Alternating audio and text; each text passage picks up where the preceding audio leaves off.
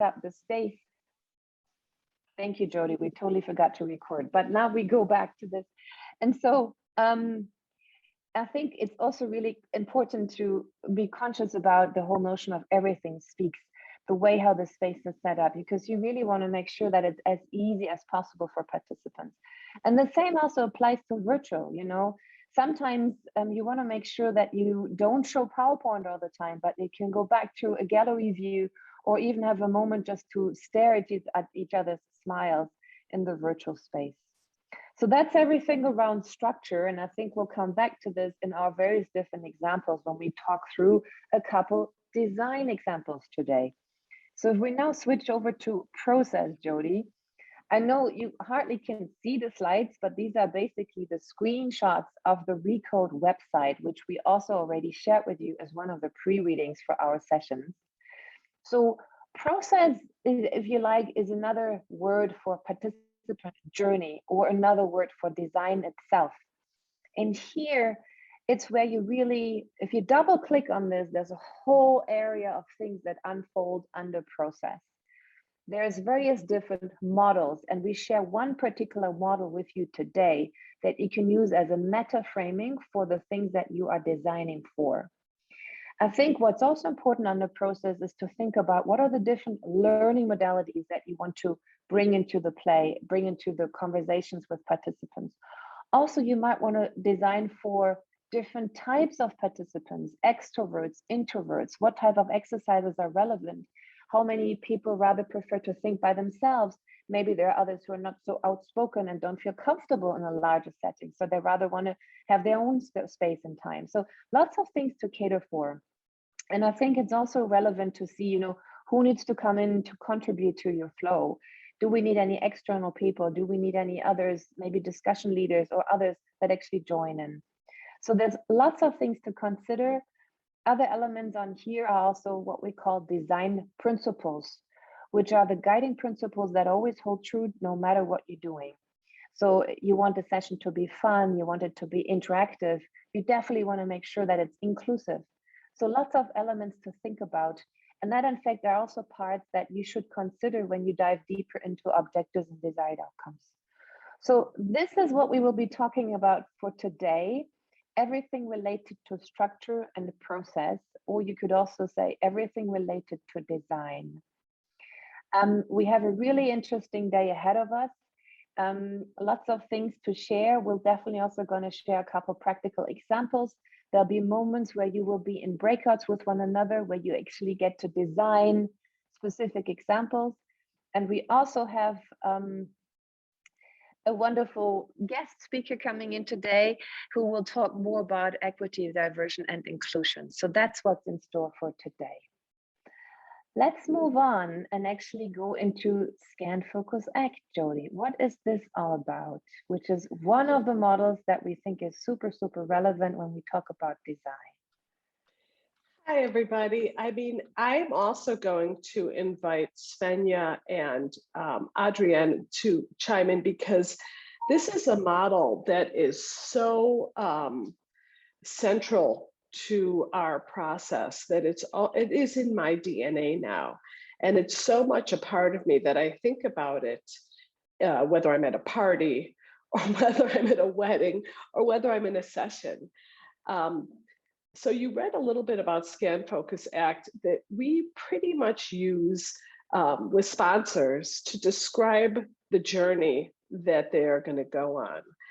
And Scan is often where we start. And so I'm going to talk a little bit about each individual element, how you switch them around and the feedback between them, and how useful it is. I'm going to try to be very practical on this as well. So scanning is one of those pieces that that does help to build the relationships that that prepares the participants with the right inputs and playing with those inputs, that often puts them way into the future to imagine a world that doesn't exist today in a playful way, so that we have the ground little seedlings to work with when the work gets hard, when we have them focus on what are the options and ultimately even acting. Many of the times, the scan pieces are kept into in the room or on the screen with a Miro, because we want to keep them in the room. And that I just want to say what some of those pieces could be. So we have some modules called History of the Future, which could be anywhere from 25 to 100 years, where people put inputs. What is the world going to look like, in maybe in swimming lanes? You can use scan in icebreakers for your topic. You can have them read some metaphors and apply it. You can do a take a panel or the journey on the bus exercise that you've already heard about. So we will talk a little bit more about these modules later today, but I urge you, if you don't have the tools book, to buy it. It's all described in there, but also you can find them. It's not, again, rocket science, but there are specific pieces you could do at the beginning. The point is to help them build a common language, which we call a pattern language, to have a conceptual mental model that is somewhat shared, and to build those relationships that are going to work for them. With focus, it's the chance to test the alternatives. We often do prototyping. We often do 3D modeling. We'll use a builder there. They build something into the future. But it's a moment where we give them some stretch scenarios. So you want to test some of the options that you've developed in SCAN. A lot of those are going to fall away, and you want to kind of bulletproof these options and figure out which is the best one or two to take ahead into the ACT phase. And then we had moved to ACT. And in this phase, of course, that's where we start to build our solutions and our roadmap. And we make sure that they're viable, to make sure that it's the appropriate response to the problem, to the opportunity that we're dealing with. And so some of the pieces that fit into ACT are a synthesis conversation, where after scanning and focusing and having all this information in our heads, we often then turn it over to the participants at this exact moment. It's a moment where the facilitator responsibility and authority goes down, and the participant input and authority goes up. It is a pivotal moment where we turn it over to them to figure out their fate. So the synthesis conversation is important, and it says, what do we need to do to get this done? We've got X hours. And so from that conversation, we often create some buckets of work. And that's another piece where people can go, and again, we tear the issues apart a little bit, and we parallel process on the possibilities, and tell me if I'm using too much jargon. And then we bring it all together in kind of a report out from the first round or report out from the second round. So that's ACT. But of course, I just want to talk a little bit, and maybe from a different analogy, about what this means in real life. So let's just take an example of crossing the street. When you're going to cross the street, you scan. Is there a car coming? And then you focus, and you step off the curb, and then you act, and you walk. But while you're walking, you're still scanning to make sure you're not going to get hit by a scooter or a tram or a bike. And while you're still walking and acting, you're focusing to make sure you don't trip on a cord, go into a hole. And so you can see from that example as you cross the street, and how each of these pieces are still active often in the other phases. And it's worthwhile to give that some thought about the combination that you can do with them. Often with the group, we don't share any of this inside information. So Scan, Focus, Act is really a backbone for the design and the co-design team. And we think about it, and you can see it in action during a session. Svenja, Adrienne, do you have anything else you want to add about Scan, Focus, and Act? Well, for example, typically in MG Taylor, you run Scan, Focus, and Act as 3 different days, but you could have Scan, Focus, and Act in 1 hour.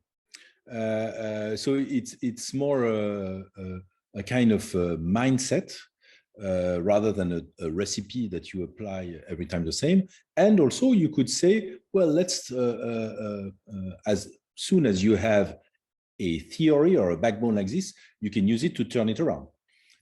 So what if I did my session as a Focus and Act, because we don't need the Scan anymore? What it was only a Scan session and with a very short little act at the end. So once you have the 3 elements, you can really play with them.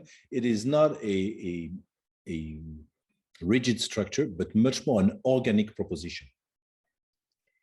Exactly. And you will want to even remind people while they're focusing and acting about the work that they had done in Scan. So you're going to want to, as a facilitator, take some notes about things that the participants said and did in the Scan Focus and bring it back in during Focus or Act so that it's in the room and present. And I think that's one of the most important things that the facilitator can do with these different pieces is the feedback between them and helping to create that red thread in some ways and remind the participants of what they said before. Now, I have to warn you, a lot of participants really do not like some of these activities. Some people really hate to scan, and some people love it. And so the point is that when you're intentional with your co-design team to see the Scan as the necessary inputs to build the team, build the pattern language, and build the seedlings to build on later, you just have to go for it. Also, some people love to scan and hate to act, and they would rather just churn things. And so you have to really help push some of those participants to stop procrastinating or stop analysis paralysis and to move into the act phase. And you'll find that, people will tell you that they like it or don't, and that's fine. It's not about liking it. It really is part of the longer journey of how we need to get the participants from here to there. We have about a minute. I just want to open it up for any questions that you might have about this. There is a question I already see from Nicole. How explicit do you share the models with participants and clients up front? Well, if I talk about, when I do the introduction, often I start with a welcome exercise anyways. I don't go straight into an introduction. I always start with something else. But at some point you want to share with them, here's our agenda. And you basically don't have an agenda, but you basically have a participant journey that's potentially drawn up. And as a meta structure, I often also do share, well, we do Scan, Focus, and Act, and hear how it is structured. And I also share with them when we are in sort of shifting from Scan to Focus, or also when we're shifting from Focus to Act. I often, refer back to this so that they also see where we are in. And I also often say, you understand the instructions only after you have assembled the IKEA furniture, which is another axiom from MG Taylor as well. This absolutely also applies to the way we work and also often how we use the models. Yeah, you will notice, just if I could say quickly, if you have the first time you go through this with people, they don't get it at all. The second time you work with the same co-design team or that sponsor, it's just clear as a bell. Sorry, Adrian. I just want to react to what Ant says, which is, I find that, Anthony, sorry. I find that when I end up being a participant, very different experience from facilitating to participating. And please, remember, all of you remember that. I have never learned as much as facilitation than when I was a participant. And the more I'm a facilitator, the more I learn from looking at other facilitator and being myself in a participant's shoes, because it's totally a different perspective. what you're focusing on, what you're not focusing on, how you're being autonomous or not autonomous is absolutely different.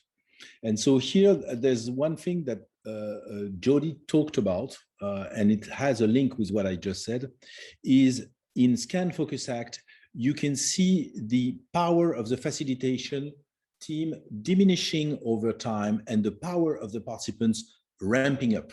So as at the beginning, there is a strong energy, strong impact from the facilitation team to make the glue, to make the soup, to make the stew, to make what we are going to live through. And then what you're trying to do is build autonomy so that when it's time to go on ACT, people are suddenly more empowered. And so the role of the facilitation team is decreasing while the role of the participant is increasing. So if you find yourself having to do everything on day 3, there is a failure here. Basically, you're running the event for the participants instead of the participants being involved and you are being part of it. Yeah, we are going to talk a lot about facilitation next week, but I think, thanks, Adrian, that is just completely true. Louise. Do you have some examples where you regularly use the model in upside down or interchangeably, maybe by starting with ACT and finishing with focus, or I don't know, the other way around, or any way around? I always start with ACT. I never, ever, ever, ever start with introductions or an overview. I want to set the tone with my participants immediately that this is different, that they are going to be active and their inputs matter. And so I usually, either it's a history of the future or it's read this article or this input that we had and make some conclusions that you share somewhere. It's a scan and an ACT. And so I don't know, maybe Svenja and Adrian have other examples, but yeah. No, but it's totally design. If you're starting in your design with something which is out of the ordinary, you are waking up brain cells. If you're starting with an introduction, been there, done that, heard it many times. One thing you can start with is an introclusion, which is the message of the conclusion at the start, things like that. But yes, definitely build surprise in your design. Sorry, Sven. Absolutely. No, all good.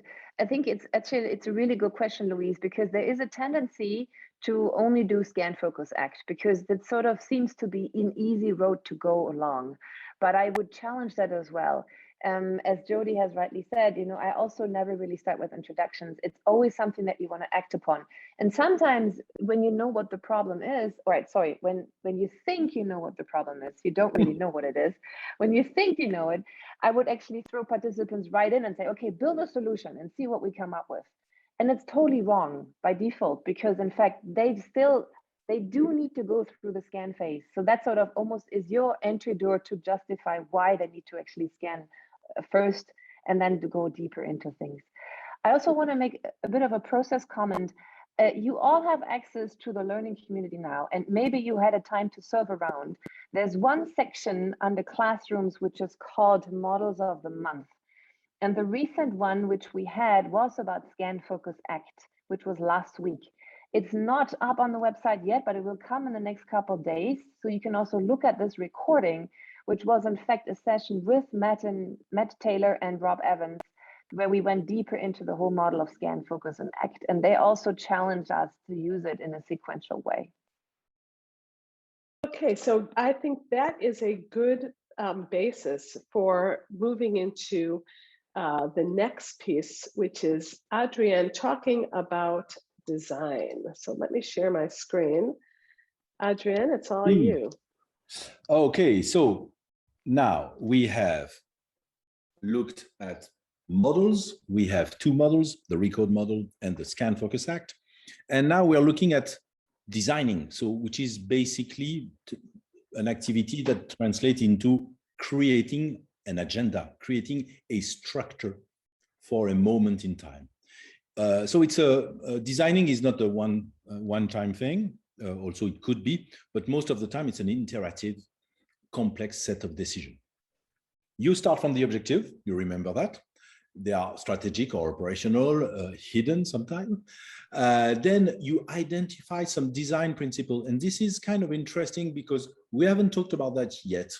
But design principles are groovy because they help you give a flavor to the design you're creating. So one design principle could be, for example, cheap, or autonomy, or à la carte, or collaborative. You know, so it's you're finding some flavor or element that tells about the story, the design that you want to build. Then you are blending mode of engagement. So the world was already kind of open on type of mode of engagement, but with the distantial, presential, hybrid, we are going into square foot of the type of engagement you can run. So suddenly, you know, so many possibilities. Once you have kind of those objective principles and modes of engagement, you're going to need to break down this kind of moment in time into big blocks, because you cannot design completely 1, 3 or 2 or 3 days. You're going to break that agenda into moments, which could be from 30 minutes to 1 day, but it's kind of breaking the whole into big pieces. And for each of those blocks, for these big pieces, you will have a specific intention. What is the inputs I want in? What is the outcomes that I want out of it? How do I create it? And inside it, a very micro design. So you have objectives, you have the design principles, you have the mode of engagement, you have macro blocks, you have micro blocks within the macro block. And then you need to link all of this, so it's not looking like you're going from one island to another, but rather you are building a whole archipel are you know, islands close to each other, so you can archipelago. Thank you so much, Jason. The Pacific Ocean. And so archipelago, and so you can go from one block to another, and there's something linking those blocks. Finally, we'll look at cursor, so you will know about that, but you will see that your design needs to move from one thing to another. And when there is a moment in time, you need to think about what is happening before and after. Last but not least, it's great to have great design, but if your great design doesn't have a personality, a name, a catchy thing, it doesn't help. So try to give it a name, try to give it a flavor, try to give it so that people want to be part of that design. It's not just exciting you, but rather being exciting for others. So now, any type of design, you're going to have 3 dimensions: top down, bottom up, and peer-to-peer. And the percentage of each is depending on what you want to do, but never ever run something where you have only one of these dimensions or 2 of those dimensions. If you have only top down, tyranny. Do this, do that, you know, disengagement. If you have only bottom up, anarchy. People go everywhere. There's no structures, no process. It's fun, it's exciting, but it doesn't produce. And if you have only peer-to-peer, it's happy hour. So you're going to decide if you want to, in your anarchy and happy hour, will have a little bit of top-down so that you have structure, or in your top-down that you need to bring bottom-up so that suddenly people feel empowered and feel that you are talking to them. I would like to poll you on your top-down part. When you look at the session that you're creating, how much percentage of your session would you consider top-down? So meaning one person speaking to the rest and in a more like this is it manner. So put it in the chat, how much percentage of your session is top-down.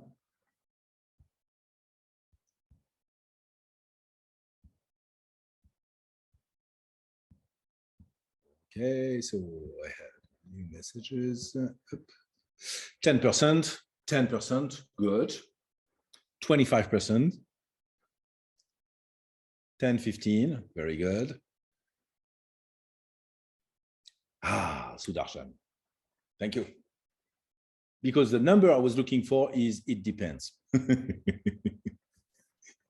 So that's a good point.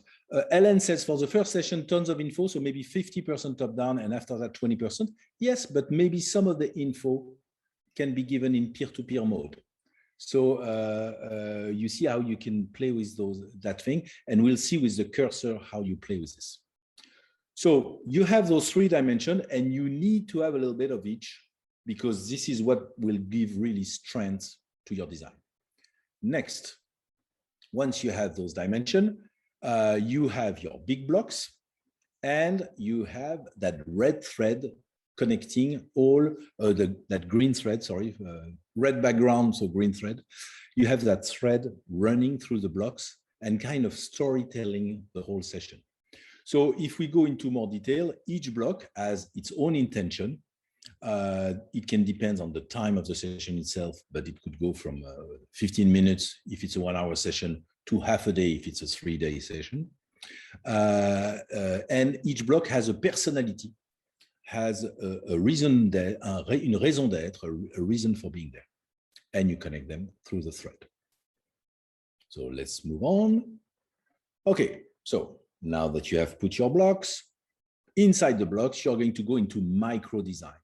And here you're going to be really chopping, sequencing time, knowing that 5 minutes can sometimes seem very long and 25 minutes very short. So it's a question, sequencing time is not only about time, but it's also about variety of activation and the energy that you put into it. If everything is super fast, maybe you will need to slow down for a little while and have a moment where we can talk. Or if everything is very subdued, then maybe you need some energizer and range. If you want a variety, you need to have a variety of voice. For example, this is why Svenja, Jody, and myself, we are 3 co-facilitators, because it allows us to bring a variety of point of view, of voice, of energy within the room. So think about how do you break out in the blocks as much as possible to bring a differentiator. Then, once you have all of that, let's have a little click. Then we have different modules, and I would like to ask you to give us very quickly some names of modules. What are modules for you? So a module for us is a way to engage the participant. Journaling is a module. The one we just did before, the harvest, is a little module. So what type of modules do you have? Let's give us some names of modules. We'll put them on the side for the facilitation day, but I think it's interesting to gather that. What type of modules do you like? Simulation, yes. Poetry, masterpiece. Ooh, I want to know what that is. Hunt and gather, explore, discuss, and apply. Okay, we have read, discuss, and apply. It must be kind of similar. Coat of arms, stolen from yes. With pride, steal. Prototyping, being in the shoes of an ecosystem or the components, mindfulness, RDR, etc.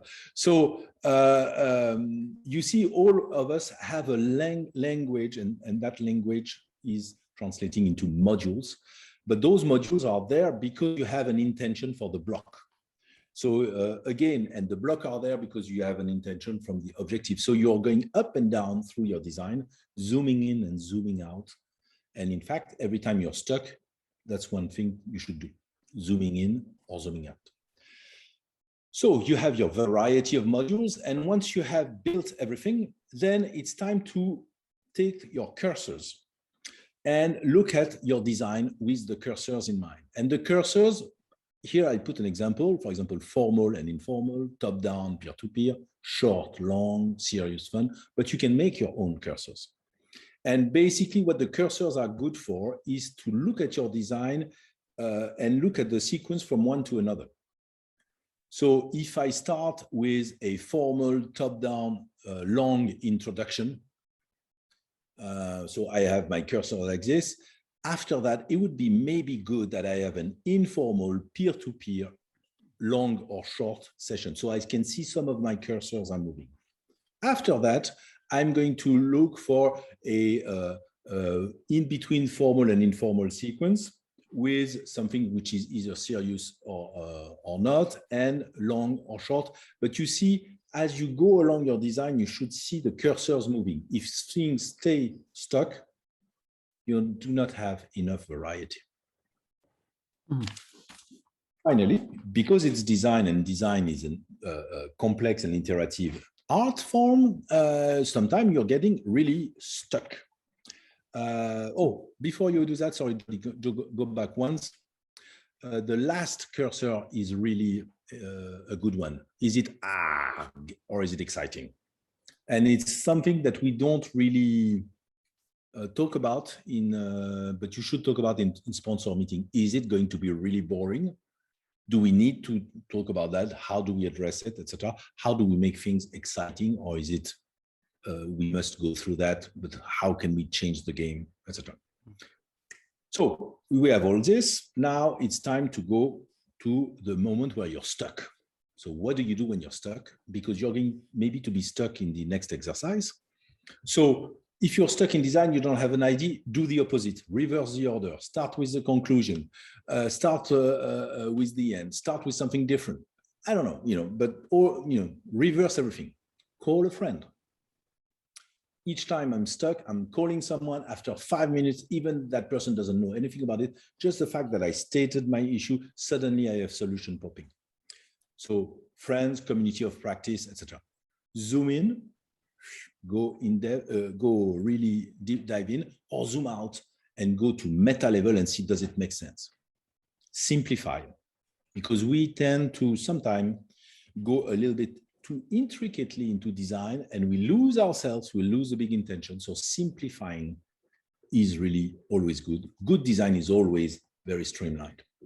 Bring constraints. Constraints are usually a super helpful way, because if you're constraining, you are going to, this is the past where I need to go because I don't have any more choice. See, if I have only half the time, what could I do?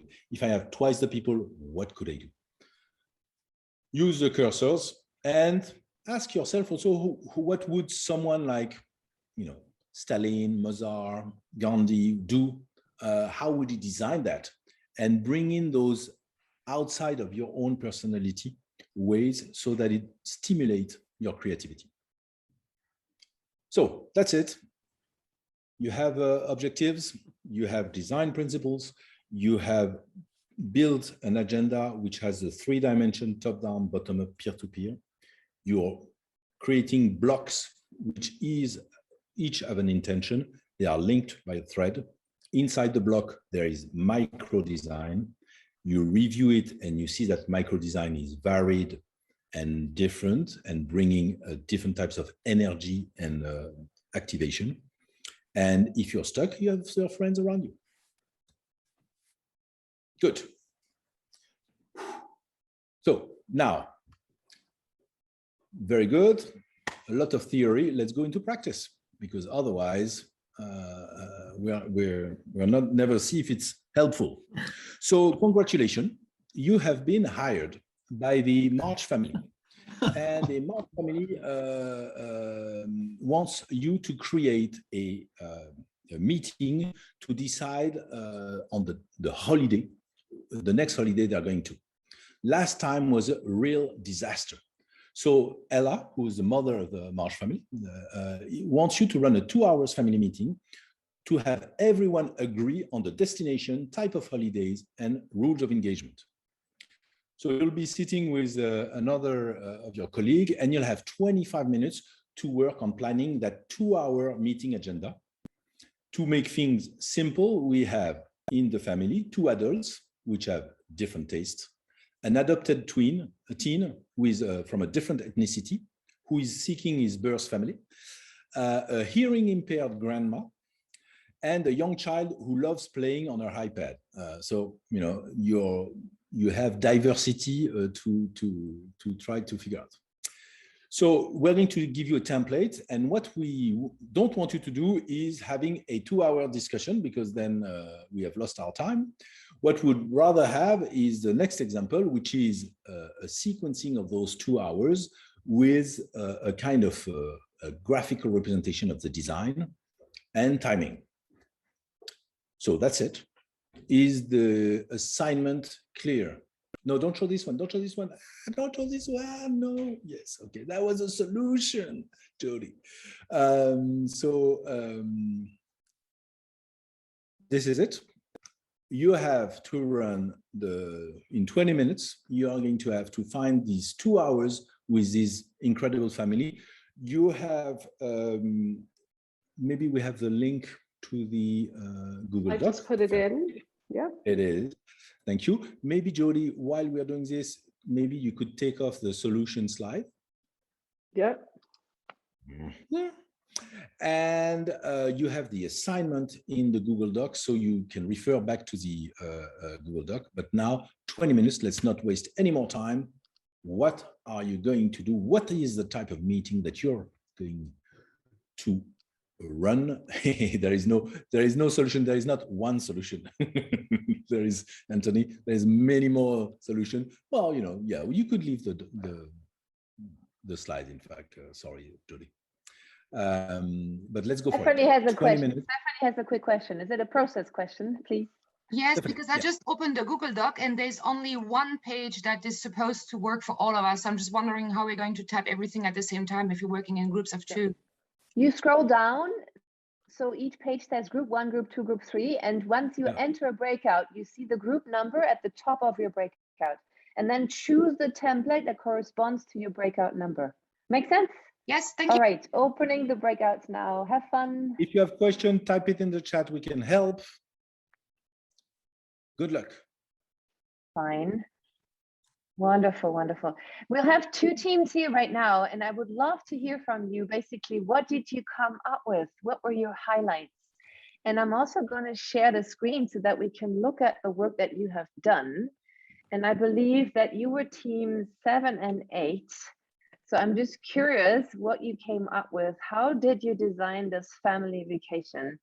Let me just share with you the screen. Give me a moment. And then we look at it together. Here we go. All right. What did you come up with? Jenny or Claudia, what do you want to share with us? Yeah, I'm happy to begin. First of all, we went into the before situation and to think, okay, what is really all of this issue that is existent, and what could cause these different ideas and expectations. So first of all, we went into this, and then before, that's why for us, or let's say for the one who goes to the family, it was important to really, because we are talking now in a family setting, to meet the family individually and have a talk with grandma and see the kid and so on. So this is so far as we got in the before, and then also talking to the sponsors, so to say, which we assume is like the 2 adults, the parents who were the drivers for this, and then also envisioning a little bit the after situation after this 2-hour session, that everybody would be really, as said there now, so that they are really united, happy, and they really, everyone felt heard about what the expectation would be of the holidays. And so that's why then we went into the setting during this meeting, and for us important, the venue message.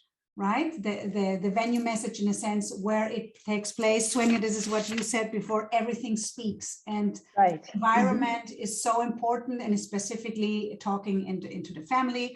So really to make it nice, warm, with everything around it, and then basically starting with a warm welcome, and actually directly wanting to go into the scanning, and with the scanning and acting with a warm up, so to say, and also addressing the family with what is their favorite or beloved memory of something in the past, and then to share it in the round, and then followed by discussing and elaborating some common principles for the next couple of hours.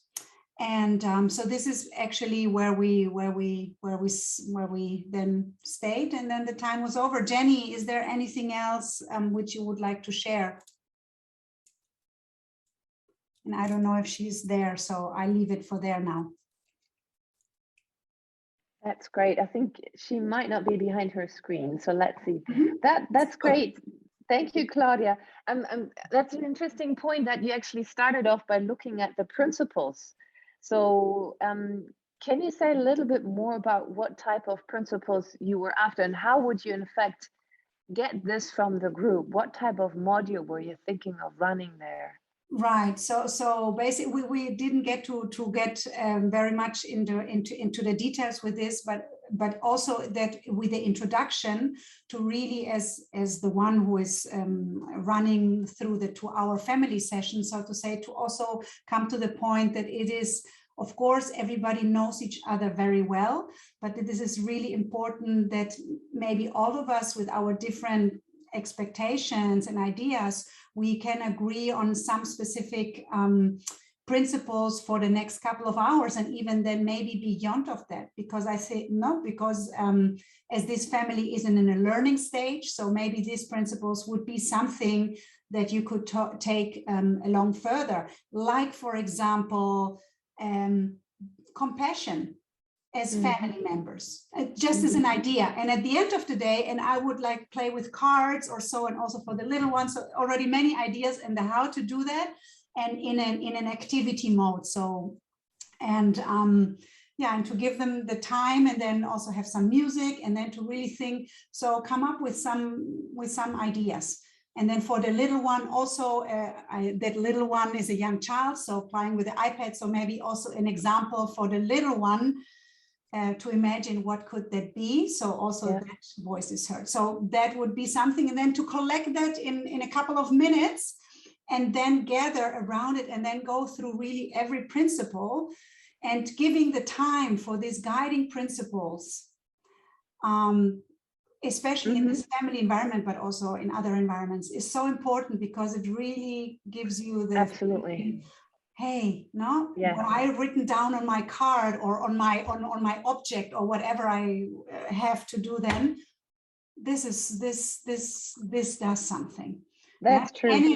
Energy about that. And so basically this would be the starting point to then go into more okay, so this will be the next 1.5 hours or so, and this is what we're planning, and so to do it in that makes sense. That makes sense.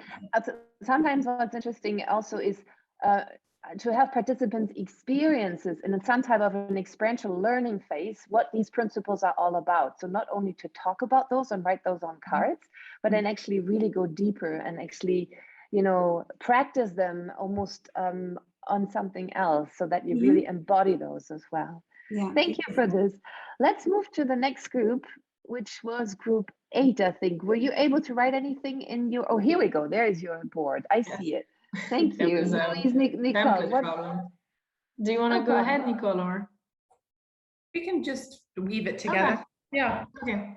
Well, I'm happy to start. In the before section, the way we understood at least the before square were more around the preparatory assignments for the participants, not really our prep work as facilitator, but more what we were gonna ask to the family members.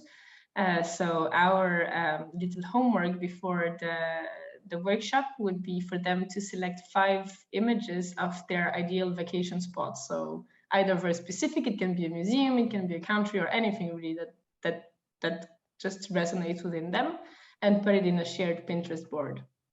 And that brings us to our inspirational welcome module for 5 minutes, where we would just, with some energizing music, go through all of these pictures and maybe a few more that we would as facilitator add to the board, and just try, you know, to walk them through a bit of a virtual journey with all of these pictures, just to kind of set a bit the ground and see what everyone likes without really assigning any picture to anyone.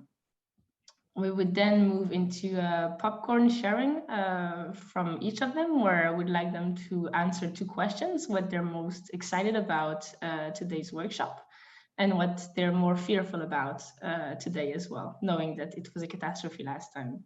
And that's what we're trying to avoid with the welcoming inspiration, and that is to try to build empathy without going deep into the bad experience from last year, because that would just open a spiral that would just go down and down and down. And if I could add, I like it though that you do take time to really help make sure that this is a safe space, and that you also acknowledge that it was difficult the last time they tried to do the same. That's good. We have 1 more minute left. I'm conscious the time is short, but let's see. Let's hear more from you. Yes. So then we do the take a panel exercise first alone around. So it's after the holiday. Everything was amazing. What did they do from when they started to when they ended? What were the challenges, argument that they had, and how did they overcome those? And did everyone get to do their favorite activity? They first do that alone. Then they do that in pair while having a tea, snack, whatever break. And then they basically shift. So 1 person from each pair meet together. So that's a group of 3, and likewise for the other 3. Realize that maybe there's actually only 5 members. Anyway, that's fixable. And then they basically go into a module where there's a map on the wall, and they have 3 pins each. And they need to put a pin on the map that would represent a destination that both themselves and their other pair might like. And then there's a undefined module to narrow it down. Does that summarize? Yeah. That's great. Oh, sorry. We were trying to get the first hour would be scan, and then we would sort of, the end would be making the decisions, because I think we had to leave with a destination and rules of engagement and something else, the type of holiday, but we didn't get there.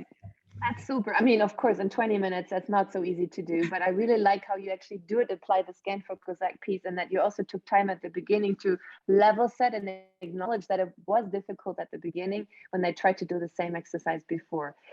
I'll sort of step a bit of the time. Maybe we'll leave for like 15, 20 seconds. Any other remaining comments that anyone wants to share? All right. Looking forward to the next family planning.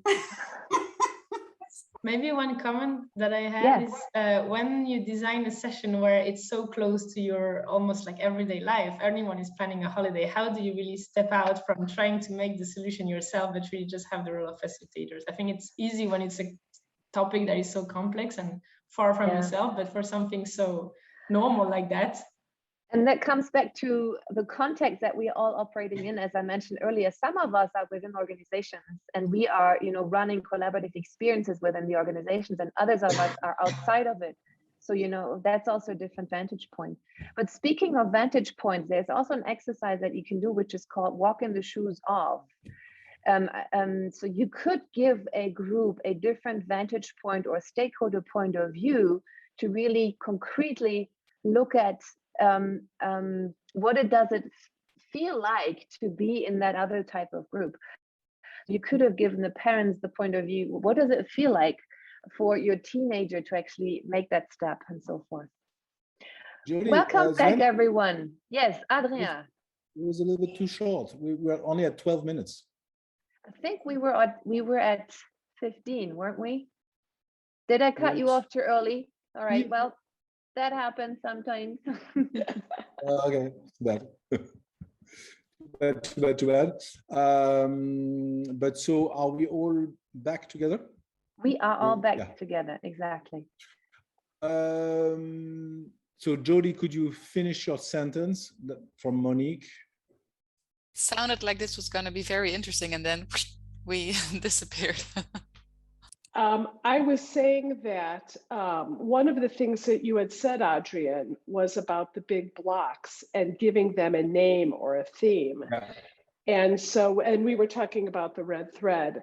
And I cannot emphasize the importance enough of doing that. Ellen was talking about once she and Jason had decided to do Scan, Focus, Act, they had a framework and they could build it. And I think that is the beauty of models. It's also the beauty of naming your block so that people can put their own frame on it. And so I was giving the example, like for these 4 sessions, the first one is prepare, the second was design, the third is facilitation, and the fourth is afterlife.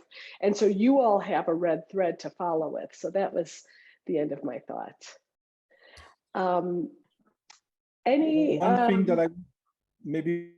One thing that I would like to share on my side is that there is so in my groups, there were 2 groups which really looked at what happens during the 2 hours, but not so much at before and after. And before and after exist.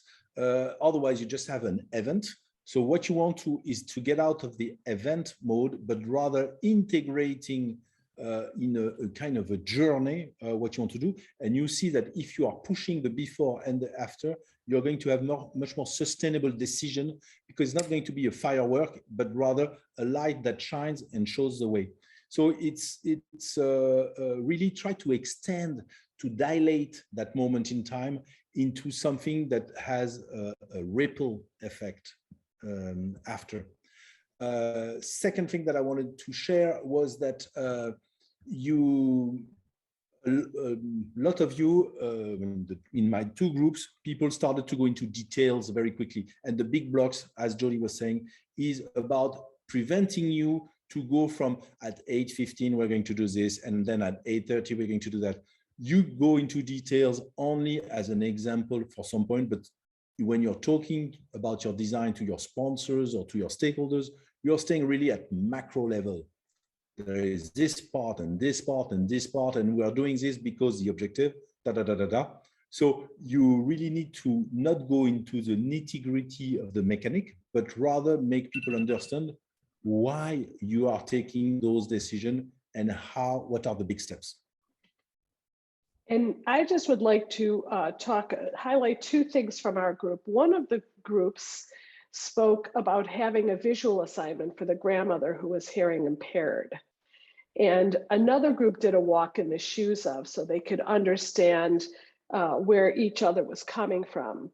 But there was not much attention to the fact that we had a kid who was from a different ethnicity and what that might mean for them. And there was not also so much attention paid to making sure that grandmother's impairment would not be a problem during the thing. And so because today is also about diversity, equity, and inclusion, and we have the lovely and talented Melvin Bray with us. 10 minutes.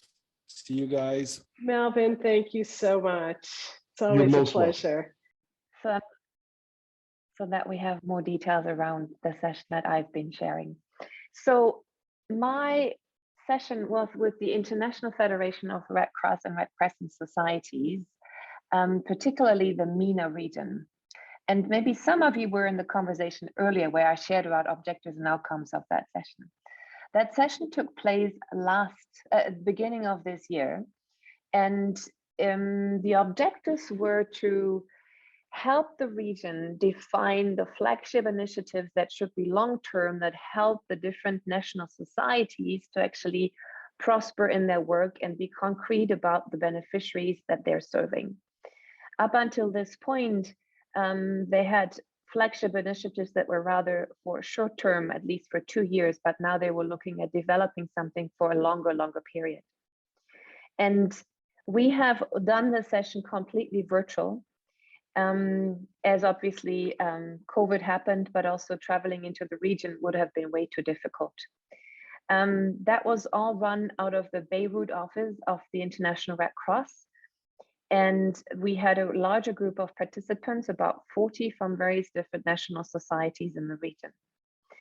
We started a co-design process about 3 months out, where we came together with a co-design team that, taking Melvin's point into consideration, was more or less diverse, as we were also trying to make sure that we had the representatives of the different national societies part of the discussions.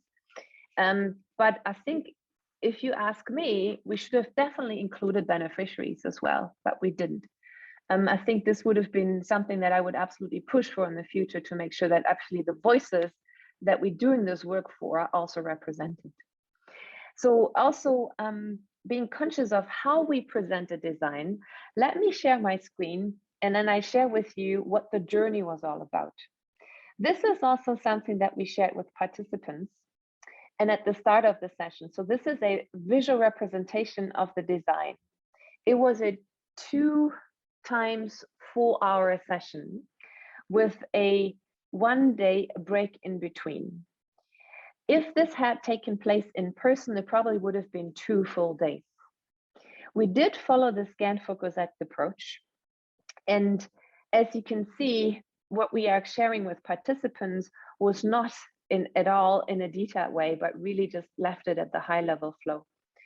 And if you also design and actually iterate the design with your co-design team or your sponsor team, you want to make sure that you also keep it at a high level to start with. They're also obviously always interested in getting to the nitty-gritty details, but it's important to really show them what is the entire flow that participants will go through. I always share the Scan Focus Act model so that they also understand how the different modules fit into the different parts. We also agreed up front that everything takes place in Zoom, not any other tool, because I feel Zoom is the most convenient one for virtual sessions. There's also Teams, but I'm not so comfortable with Teams as in running breakouts, so Zoom it is. We also made sure that participants knew up front how to navigate Zoom, but also how to use different tools that we wanted them to use. We didn't use any Mural or Miro, but we actually used simply Google Slides. And so the flow of the session was as follows. Day 1, or basically the first 4 hours, were mostly scanning. And so if we are in a virtual space, obviously everybody enters in the plenary space. However, we wanted them to get to know one another fairly quickly. And we did a quick exercise where we put them into almost random breakouts to almost do a round of speed dating, which really helped them to open up, which also helped to set a pattern of what we wanted them to do, which is basically talk to one another. What I often do very quickly in a virtual space, I want to make sure that people get a chance to speak to one another. What I would absolutely avoid, and also in a real in-person session, is having someone speak to the audience for a long time at the start, to really get them into work and start with the patterns that you're after right away. Then part of the whole ScanFest was also for us to create a shared language with one another, because it was simply as actually looking at specific terminology and creating definitions that are good enough for now. So we did a round of parallel breakouts where we gave the teams a term to define, and they had a Google slide template to really write down the definition of that term and then present it back to everybody else, which is often a really good way to also throw in the words that they might be using later. So in our case, we gave them the word flagship initiative, or also the word of collaboration, or also the word long-term, or we also had the word of being conscious about addressing partnership requirements. So it was really important to have a couple key terminologies defined at the start to make sure that there is a shared language to go with. We wanted to end the entire session and basically by selecting 3 or 4 flagship initiatives that should be rolled out over the entire region. So we started then as a next step to make sure what in fact are the guiding principles that we should use to be able to select these flagship initiatives. And so we were not going into designing anything yet, but we were taking a step back and really looking at what in fact are the criteria that we need to apply? What are the principles? What's important for us? And also, what are the principles for how ideas emerge and how we take decisions? in order to get there, we've done a more or less creative exercise, which had nothing to do with any type of content related discussions. We walked them through an exercise about how to draw. So we asked them basically, draw a square and draw a triangle and draw a circle. And then we put them into teams and asked them, out of these 3 different icons, create a model that represents the entirety of everything. So they were actually applying the principles of merging ideas, but with something completely unrelated to the topic at hand. So that's often a very interesting way to bring in the principles that they need later, but do this through a metaphorical way of looking at the challenge. Then this followed another round of work where we always mixed the participant into different teams to step into different stakeholder point of views. Here we selected the different teams actually, or the different stakeholders that make up the entire system that we are working with. We had one group that were the partners, the strategic partners. We had one group that was IFRC headquarters. We had another group that were the IFRC regional offices. And then obviously we had the beneficiaries. And we also threw in Planet Earth as another stakeholder, which I often do because this very often gets neglected. So we had groups in these parallel teams, and they were given an assignment to really think about what is important for us as this group to make sure that we should not forget about. And so they were discussing this, and by the way how we composed the teams, we were also very conscious about to not put the people together who were from the real stakeholder point of view. So we completely mixed those up. And another side note, coming back to what Melvin said earlier, it's really important to make sure that you really have all these groups represented amongst the participants. So make sure that you do have strategic partners in the room, that you do have everybody else who actually makes up that system. And in fact, what we didn't have for that session were the beneficiaries, which was, I think, a downside. I think there was hesitation from the co-design or sponsor team to involve those because they were just not ready to actually involve them in the whole ideation process of what it means to come up with these different initiatives. We left it there, but we always held the bar up high to also bring into the conversation, well, what would the beneficiaries think about what you just mentioned or the ideas that we just put together? And then we went deeper into understanding the challenges that we need to face. So upfront, as input to the session, we've done a bit of research, obviously with the help of the sponsor team, to really understand what are the challenges that each of the different regions are facing. So we had different rounds of work where my participants were able to explore different materials. So as simple as sometimes there was one breakout where we gave them 2 photos to look at. There was another breakout where we gave them a short report to read, like really 5 sentences. There was another breakout that also had a video to watch. So we really tried to bring in the voices from the ground to have them explore the challenges. And then we finished day 1 with having created a shared language and understanding about the problems that we needed to solve. And we did not solve anything yet. All of this was quite tight to do in 4 hours, but more than 4 hours on Zoom is really hard to do. And this is also why this training is only 4 hours a day, because there's only so much you can take in. Then we had 1 day break where we could actually iterate the design and work with the co-design and sponsor team a little more before we then went deeper for the next second day. And so the second day actually started with a conversation about what in fact is really important for us. So we did a first draft, what type of solutions really exist? And so we created the space for everybody to come in. And then they were brainstorming, well, I think we should focus on education. I think we should focus on a COVID response, lots of ideas. I mean, right now I'm mentioning them as if they were coming up for the first time, but we already had mentioned these different ideas early in the process, so they were not new to everyone. And then we did an online clustering exercise using simply a Google slide deck with post-it notes where they were able to cluster these ideas. And then they came back to apply the principles for clustering that we've done the day before. So everything that happened in the scan phase, so that they can then apply it when they were needing it. And then we spent the longest chunk of time on day 2 on really detailing those out. Up until this point, we put participants into breakouts. But this was the moment when we had participants choose their virtual breakouts, the same as we just do now, because that also shows, that there's commitment from participants to make sure that this is really the thing I want to work on. I'm going to stop here because I'm conscious there maybe are questions, and I'm also conscious that we don't have that much time, but let's hear from you. What is relevant? What questions might you have?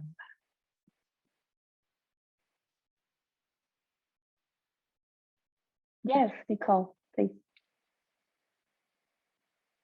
You have to unmute. I don't hear you yet. I have 2 screens and I can never find anything, but I was curious in a session like that, how much pre-work you did as before you did co-design. Like how much do you immerse yourself in the world of the IRC before you begin anything? And just talk a little bit about that. I've worked with them for a couple of years, so I know them a little bit.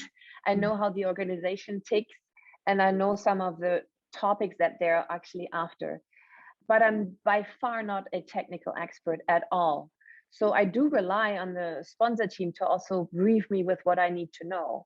But also the beauty comes from not knowing all the details, because that way I can also step out of the context and actually ask questions that sometimes a technical expert might not ask because they're in too many details.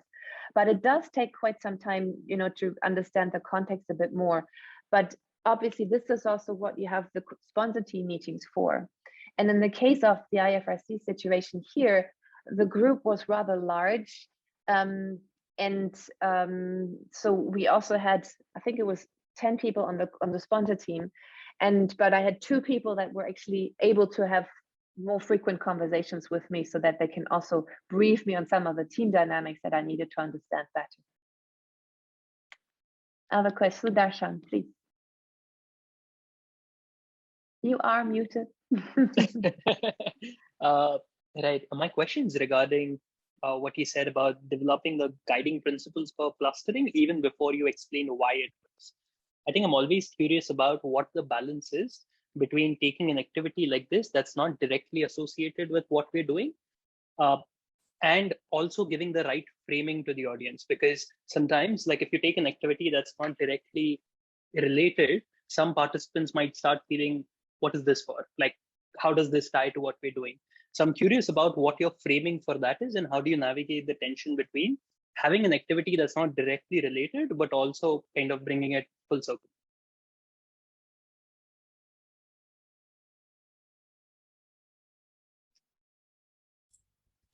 Svenja's frozen.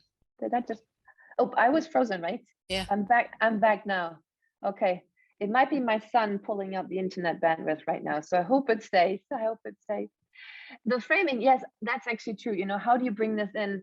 It also comes down to your introduction as the facilitator. I think that's one of the key points at the start of the session. Not right at the start, but actually sort of one round of work into the session. It really comes down to the pattern you set and how you frame what you're about to do. What I also often do is also create the guidelines for how we want to be with one another in the session. And then I show them the slide that I just showed you, so that participants know this is the flow that we're going to go through. This is our agenda, and this is what Scan, Focus, Act actually means. And I also share with them, there might be moments when you will question the process, but just trust the process and things will be fine. Ellen, maybe we'll take you as a last question, then I need to close the breakouts. Yes, go ahead, Ellen, please. I had 2 questions. One might be for later, which is I just want to hear more about the drawing the square, triangle, and circle exercise, because I didn't quite get it. But then the bigger question was, what do you leave them with when this is done? Like what's the reporting and what's your responsibility as a facilitator to make sure that they do something with this? Yes, that's a lot that you also define with the sponsor team up front. You know, what is the deliverable that we are producing? Sometimes our team stays on to really produce something. It could be a poster, an executive summary, a video of some sort. But also often it's the recapture and provide the participants' work in their own hands. So in this case, they all worked on a Google Slide template. So this is what they receive. But sometimes we also provide them with a write-up of the final key points of the work. And the final work really is the work that they do at the end in their final round of work. Everything else is actually only in parentheses work in progress. All right, I'm going to close the breakouts and bring everybody else back in. I'm sure if there's more questions, we can also, you know, continue our chat over Mighty Networks. You can reach me there, and we can also have a conversation and chat more in there in that activity feed over there. I think everybody's coming back now. All right, let's see, a couple more seconds. And obviously, just to close that as well, there wasn't only that drawing, but there is a detailed design document in the background, which has really the minutes of everything that's going to happen, because you do need that as well. And I think, as Edwin also said, you can design for emergence if you really have a detailed structure in place and you know what you're doing. Then you're absolutely free to bring in points and maybe feel comfortable to shift things around as needed. Jody is about to come back in 8 seconds, I believe.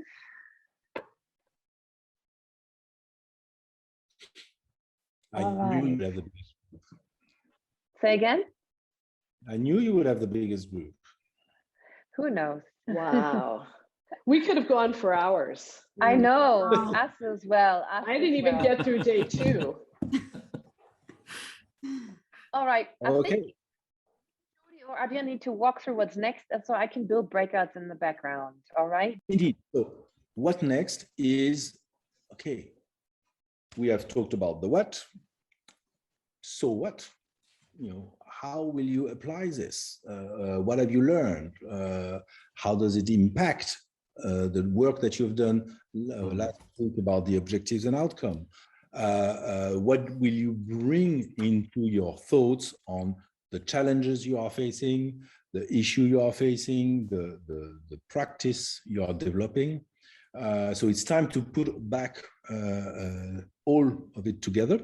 What Svenja talked about during the Recode, what Jody talked about during the Scan Focus Act, what I talked about during the design phase, what you experience with the Marsh family, then Melvin point of view with including that diversity and creating equity, which is the soil on which everything grows. Then taking the moments that we just shared now with our design. So take all of this and try to put it down on paper in a conversation with one of your peer. And by the way, that conversation is going to be with the same person you had the conversation with for objectives and outcome, because Svenja has a great memory and she can put you back into the conversation so that you are kind of nicely continue and don't have to discover. It's good to discover new people, but it's also good to have continuity in sequence from time to time. Have I talked long enough? Or?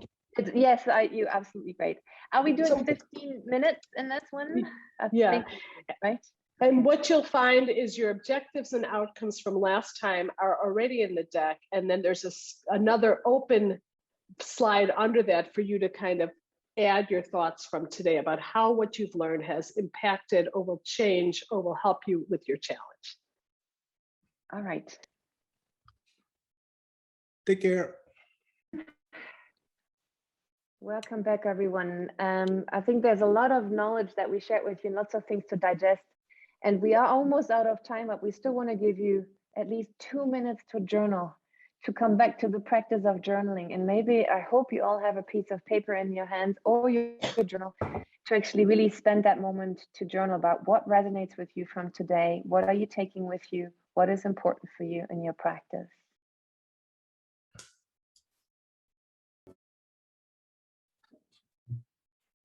Super. what we would like to have you do now is to, in the chat, to write your insights from this last, about your project and of what you've learned or how you put it together, but don't hit enter. Just write a little book. And at the end, in about a minute, I'm going to do 3, 2, 1, and we all enter into the chat. Okay, so write your insights that you've had about applying this information, and then we'll all populate it. We'll pop it in together.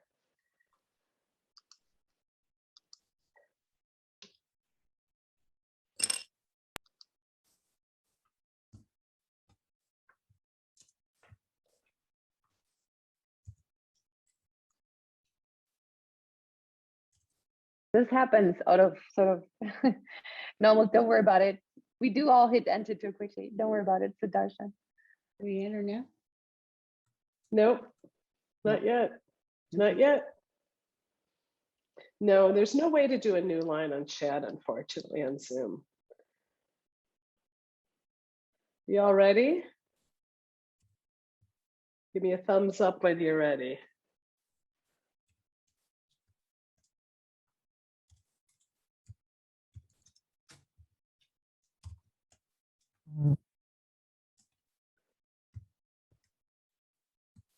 Okay. Jenny is writing our book. Thank you, Jenny. So when I'm going to count backwards from 3, 2, 1. At 1, then hit enter. Ready? 3, 2, 1. Hit it. So we have emergence is beautiful. Remember the red thread. Be clear on intent. Use the vantage point model. There's somebody who is ahead of the game framework. Exciting insights about emergence and how we dance. Integrate the IDE perspectives. Slow down to speed up, to build trust. Diversity of team. Have the courage to make the observations if it's in the service of equity. Equity is key. And thank you, Claudia. It was rich again today. Scan focus equity, and equity is something I will look into. Awesome. Adrien. You are on mute, my friend. I have Amanda saying that we should see more than just ourselves in the room, and we are not just talking about our redheads. So yes, indeed, I have that comment too. Thank you so much.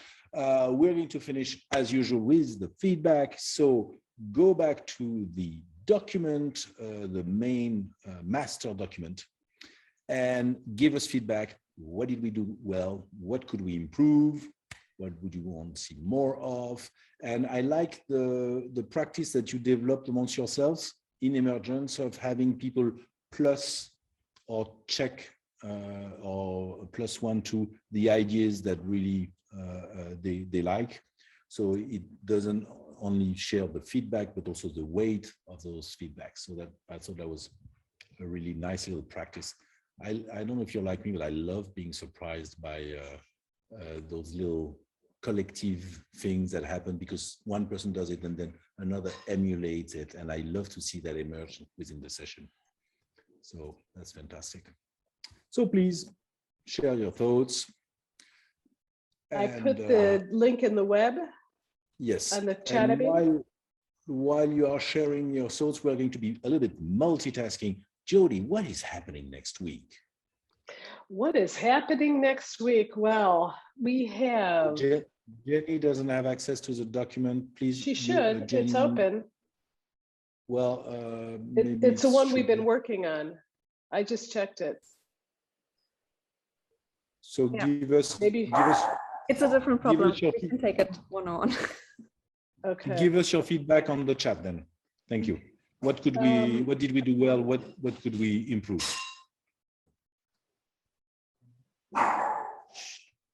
Sorry about that. Here's the puppy. So what is happening next week?